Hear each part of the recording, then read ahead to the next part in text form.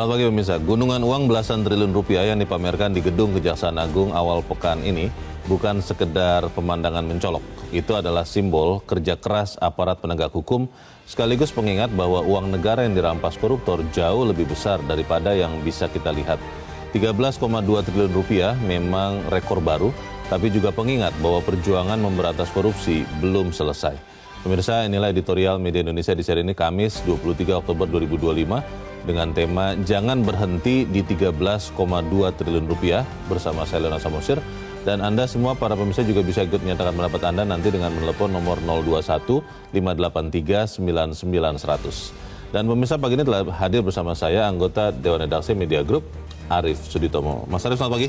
Pagi Leo. Sehat-sehat Mas? Alhamdulillah. Sudah pernah melihat gunungan uang seperti yang kemarin baru kita lihat kemarin ya. itu ya. Ini pertanyaannya adalah kalau kita lihat itu prestasi besar dari Kejaksaan Agung dan kita berharap sebetulnya lebih banyak lagi uang negara yang berhasil diselamatkan. Tapi pertanyaannya dengan melihat 13 triliun itu, apakah kemudian kita akan melihat lagi tumpukan-tumpukan uang hasil korupsi yang berhasil diselamatkan?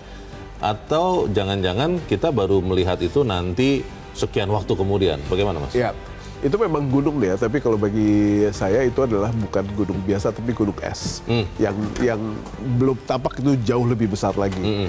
Sehingga kalau kita pahami semangat pemberantasan korupsi dan recovery kerugian negara itu harus menjadi sebuah semangat yang bukan jangka pendek. Tetapi harus jangka panjang dan kita tidak bisa membiarkan proses-proses yang sifatnya seremonial atau PR itu menjadi salah satu cara di mana kita akan melihat proses pemberantasan. Jadi saya pikir masih ada banyak cara lagi untuk dibuktikan. Misalnya banyak kasus-kasus yang pada akhirnya menunggu proses penuntasan, dan itu yang masih menjadi PR dari kita untuk kita selalu awasi. Beberapa teman mengatakan sebetulnya tadinya mereka mengira bahwa yang akan memperlihatkan uang yang sudah berhasil disita hasil dari korupsi itu sebetulnya adalah saudara mudanya Kejaksaan Agung, kata mereka begitu. KPK. Mereka berharap KPK lah yang memperlihatkan tumpukan uang yang berhasil diselamatkan. Dan juga beberapa teman mengatakan polisi juga kelihatannya belum pernah itu memperlihatkan triliunan begitu. Ini bagaimana kira-kira dampak dari 13 triliun gunung uang itu, Mas Arief, kepada kerjasama antar penegak hukum ini, aparat penegak hukum? Ya, kalau kita sama-sama cermati, harusnya ini bisa menjadi momentum ya. Untuk pada dasarnya menjadi momentum untuk menstimulasi KPK, polisi untuk juga sama-sama berpartisipasi dalam memperlihatkan mereka punya semangat yang sama dan punya punya prestasi yang jauh lebih besar. Jadi itu yang pada akhirnya kita harus manfaatkan sebagai momentum dan kita jaga terus semangatnya. Baik, kita akan bahas itu Mas Arief, dan pemirsa nilai editorial Media Indonesia untuk hari ini Kamis 23 Oktober 2025. Jangan berhenti di 13,2 triliun rupiah.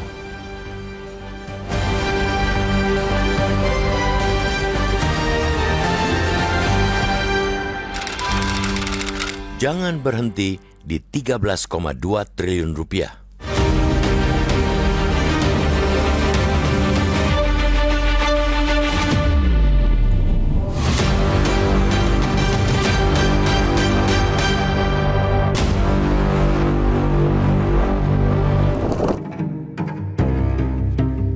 Gunung duit yang dipamerkan di Gedung Kejaksaan Agung, Kejagung, Senin 20 Oktober lalu setidaknya punya dua pesan penting.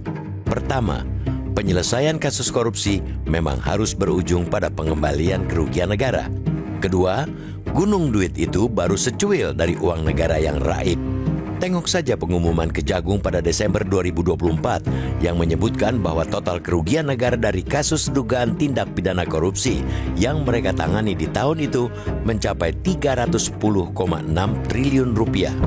Sementara itu, Indonesia Corruption Watch (ICW) menyebut bahwa total potensi kerugian negara pada 2024 akibat korupsi sebesar 279,9 triliun rupiah.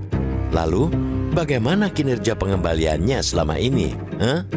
Sebelum keberhasilan yang dipamerkan Kejagung pada Senin lalu tersebut, tingkat pengembalian memang menyedihkan. Pada 2024, Kejagung baru bisa memulihkan 1,3 triliun rupiah. Ini pun disebut berbentuk aset negara. Kinerja lembaga penindak korupsi lainnya, KPK, tidak lebih bagus. KPK butuh waktu sekitar 5 tahun untuk mengembalikan kerugian negara sebesar 2,5 triliun rupiah. Sementara itu, Polri yang juga berwenang mengusut kasus korupsi belum tercatat melakukan publikasi jumlah pengembalian kerugian negara. Jadi, kita sepakat bahwa yang dilakukan Kejagung adalah sebuah lompatan. Kejagung membuat rekor dan itu penting untuk diapresiasi. Namun lebih penting lagi menyoroti tentang kunci keberhasilan Kejagung dan memastikan itu berlanjut, termasuk di KPK dan Polri. Melihat pasal yang dituntutkan, Kejagung memang menggunakan 2 senjata utama untuk menjerat para koruptor dan jaringan mereka. Pertama, pasal dalam Undang-Undang Anti Korupsi yang menetapkan bahwa selain hukuman penjara, pelaku dapat diwajibkan membayar uang pengganti yang jumlahnya sebanyak-banyaknya sama dengan harta benda yang diperoleh dari tindak pidana korupsi. Disitulah efek memiskinkan koruptor bisa terjadi. Kedua, pasal dalam Undang-Undang Anti Korupsi yang mengatur bahwa semua orang yang melakukan, menyuruh melakukan, dan turut serta melakukan perbuatan akan diancam dengan pidana yang sama dengan pelaku utama perbuatan tersebut. Namun, sekuat apapun senjata itu tidak akan berguna jika tidak dibidikan pada sasaran yang tepat. Pada kasus perkara tindak pidana korupsi pemberian fasilitas ekspor minyak sawit mentah ini, Kejagung mampu membuktikan efektivitas jeratan itu karena mereka tekun menjalankan cara follow the money. Hasilnya, korupsi yang dilakukan Wilmar Group, Musim Mas, dan Permata Hijau Group itu dapat diungkap seterang-terangnya. Soal 4,4 triliun rupiah yang masih menjadi tunggakan Musim Mas dan Permata Hijau, Jaksa Agung SD Burhanuddin mengatakan pihaknya akan memastikan kedua perusahaan membayar tepat waktu. Kejagung juga telah mendapatkan kebun kedua perusahaan sebagai jaminan.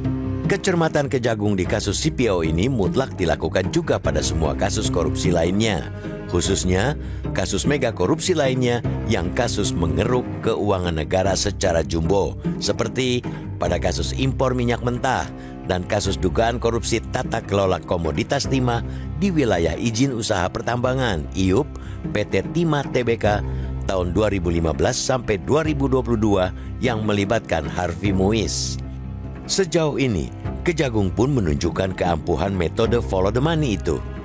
Potensi kerugian negara di kasus timah pun makin terkuak dari yang semula 271 triliun rupiah menjadi 300 triliun rupiah. Namun kita ingatkan pula pada Kejagung bahwa angka bombastis juga harus terbukti di pengadilan.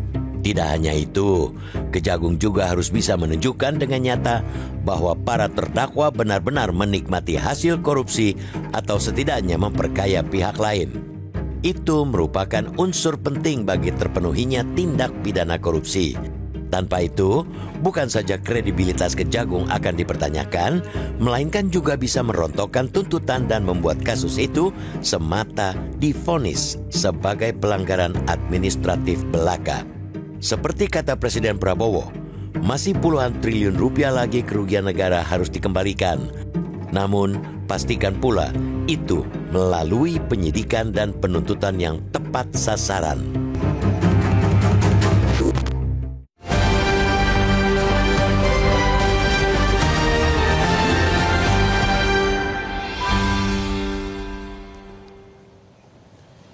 Di bagian berikut Anda bisa menyatakan pendapat Anda, pemirsa. Untuk saat ini tetaplah bersama kami.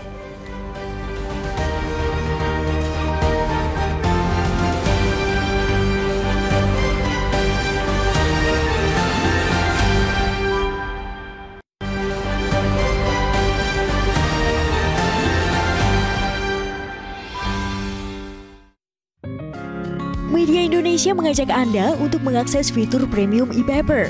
Dengan sajian konten berbasis intelektual dan meneguhkan kebangsaan, Media Indonesia tampil dengan lebih dinamis melalui e-paper Media Indonesia yang dapat Anda akses kapan saja, di mana saja. Caranya mudah, download aplikasi Media Indonesia di Android atau ketik link e-paper.mediaindonesia.com atau bisa scan QR Code pada layar kaca Anda. Klik tab e-paper di bagian samping layar tablet Anda.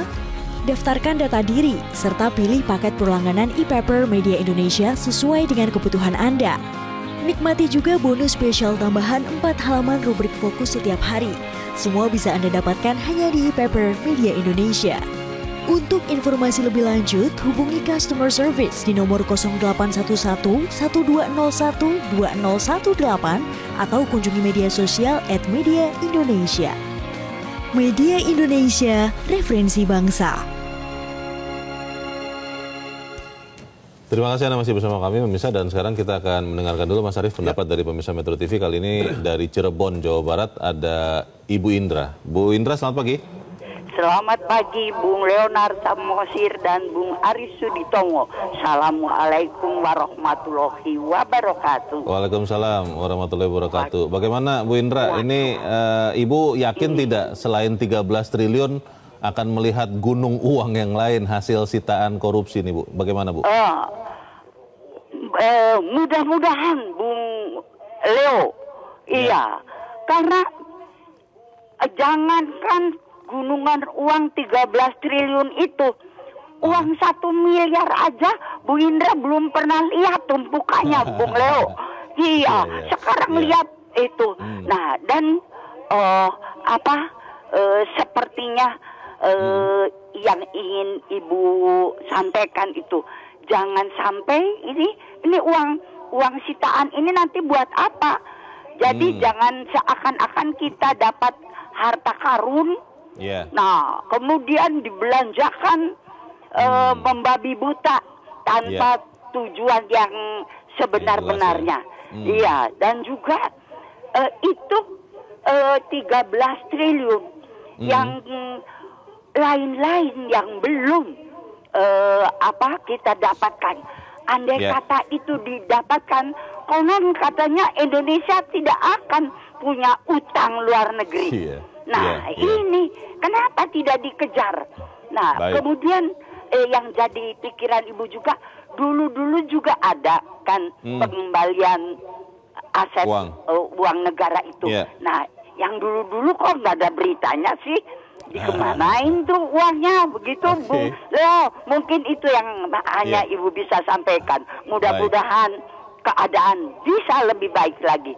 Terima kasih. Assalamualaikum warahmatullahi wabarakatuh. Waalaikumsalam warahmatullahi wabarakatuh. Terima kasih Bu Indra di Cirebon, Jawa Barat. Selamat pagi Bu. Pertanyaan Bu Indra, yang dulu-dulu yang sudah pernah dikembalikan kemana? Bagaimana Mas Arief? Saya pikir itu hanya hal teknis saja ya, karena semua barang sitaan kan seharusnya masuk ke kas negara.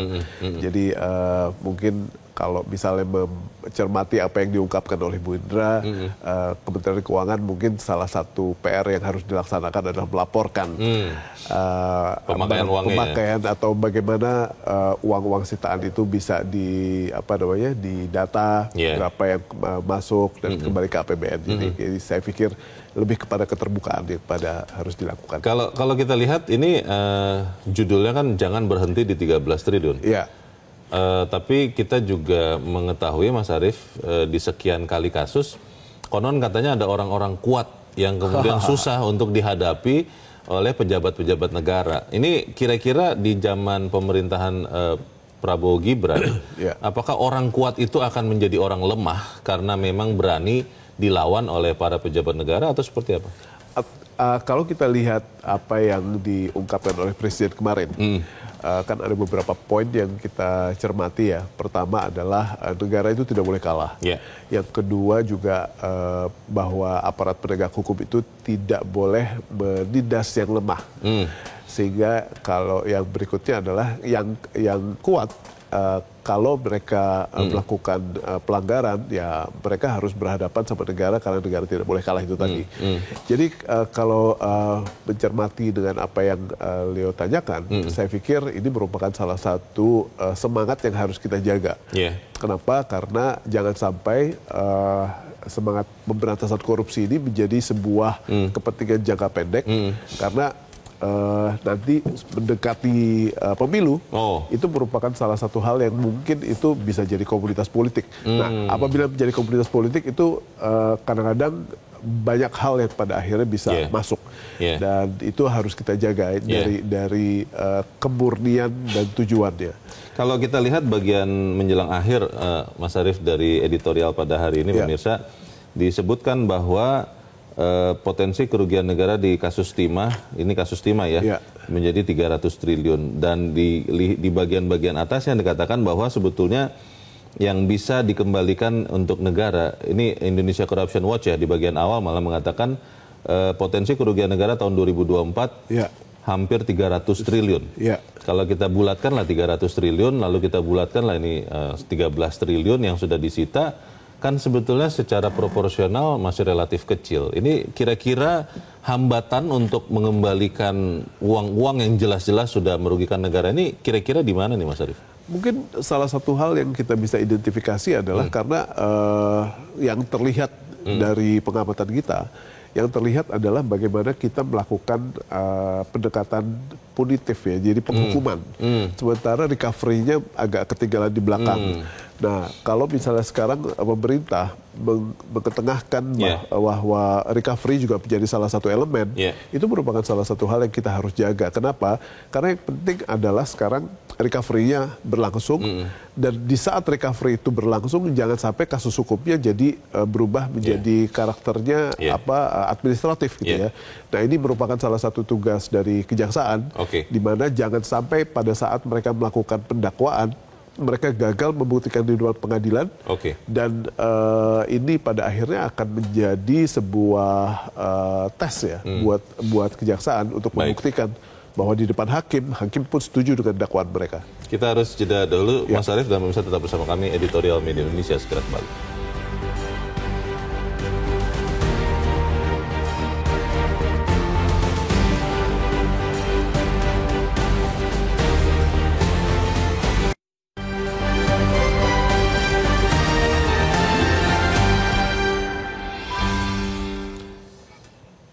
Terima kasih Anda masih bersama kami, dan kita di bagian akhir diskusi kita pagi ini. Mas Arief, kalau melihat keberhasilan Kejaksaan Agung, akhirnya kita jadi bertanya-tanya apakah memang kemudian dengan undang-undang yang ada, aset atau kekayaan negara itu bisa dikembalikan. Ada beberapa teman mengatakan, oh kalau begitu berarti undang-undang perampasan aset yang sekarang sedang dirancang, ya tidak usah ada dong. Ini bisa kembali, itu 13 triliun. Bagaimana, Mas? Karena 13 triliun itu kan bukan sebagian dari, itu kan hanya sebagian kecil ya dari apa yang selama ini kita rasakan, bahwa kerugian negara itu sebenarnya jauh lebih besar. Jadi kalau misalnya kita merasa bahwa itu cukup, saya pikir kita tidak boleh berhenti di situ. Jadi judul kita bahwa jangan berhenti di 13,2 triliun itu merupakan salah satu penanda bahwa kerugian atau gunung es yang jauh lebih besar itu harus di-cover oleh sebuah perangkat undang-undang yang lebih komprehensif. Karena kalau misalnya kita memiliki sebuah semangat ya, untuk memiskinkan koruptor, karena koruptor kan tidak takut dihukum mati, koruptor tidak takut penjara, tapi koruptor itu kan takutnya miskin, gitu ya. Kalau kita tidak akan memiskinkan mereka, saya pikir undang-undang perampasan aset itulah yang pada dasarnya memiliki kemampuan untuk memiskinkan mereka. Sehingga kalau tidak ada itu undang-undang perampasan aset, saya pikir ini kita bekerja setengah-setengah gitu ya. Tapi pertanyaannya, apakah kemudian memang akan ada undang-undang itu, Mas? Ada temannya mengatakan sampai kiamat pun itu tidak akan ada, karena itu akan jadi bumerang bagi para pembuat undang-undang. Bagaimana, Mas? Saya pikir itu sekali lagi merupakan sebuah tes ya, sebuah ujian seberapa jauh bangsa ini akan memiliki anggota parlemen, para pembuat hukum yang juga memiliki visi yang sama terhadap pemberantasan korupsi.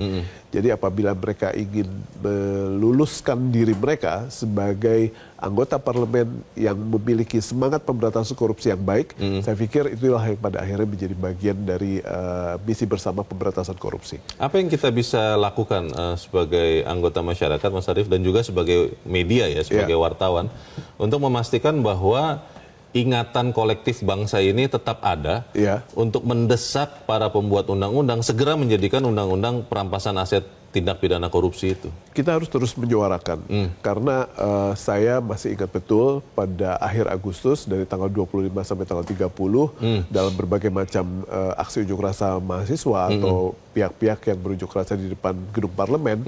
Teriakan-teriakan yang beraneka ragam, diantaranya hadirnya undang-undang perampasan aset itu merupakan salah satu hal yang mereka juga teriakan. Jadi kalau misalnya hari ini kita lupa, kita ingatkan kembali bahwa ada satu undang-undang yang amat sangat penting, yaitu undang-undang perampasan aset, agar kita menggenapkan dan membulatkan upaya kita untuk melakukan pemberantasan korupsi. Baik, kita tunggu segera adanya undang-undang itu. Mas Arief Suditomo, terima kasih sudah hadir di tempat ini. Selamat pagi, Mas. Pagi, Leo. Pemirsa, keberhasilan Kejaksaan Agung mengikuti aliran uang dan memulihkan kerugian negara patut diapresiasi, namun pekerjaan besar belum selesai. Masih puluhan triliun rupiah uang rakyat, malah ratusan yang harus dikembalikan. Gunung uang 13,2 triliun jangan menjadi akhir pencapaian, tapi awal dari keseriusan negara untuk benar-benar memiskinkan koruptor, bukan sekedar memenjarakannya. Saya Leonard Samusipu, terima kasih. Anda sudah menyimak editorial Media Indonesia itu pagi ini. Terus jaga kesehatan Anda, terus jaga nurani Anda. Selamat pagi, sampai jumpa.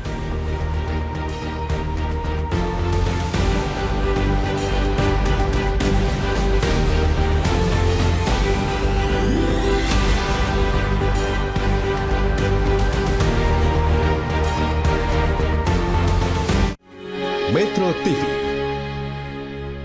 Jelajahi cara baru mendapatkan informasi. Download Metro TV Extend sekarang.